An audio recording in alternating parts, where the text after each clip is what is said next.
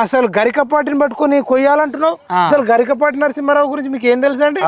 ఇవాళ కొన్ని కోట్లాది మందికి ఒక తండ్రి లాగా ప్రవచనాలు చెప్తూ చెడిపోతున్న యువతను దారిలో పెడుతున్న ఒక మహోన్నత వ్యక్తి గరికపాటి నరసింహారావు.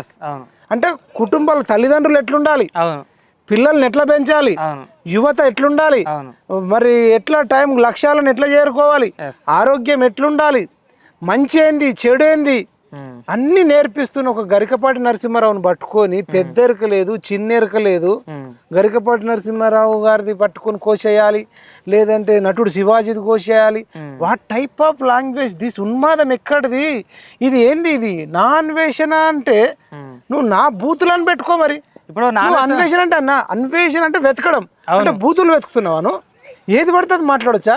ఈ మధ్య ఫ్యాషన్ అయిపోయిందన్న వేరే దేశంలో ఉండడం, ఇష్టం వచ్చినట్టు బూతులు తిట్టడం. ఎందుకంటే ఏం చేయలేరు.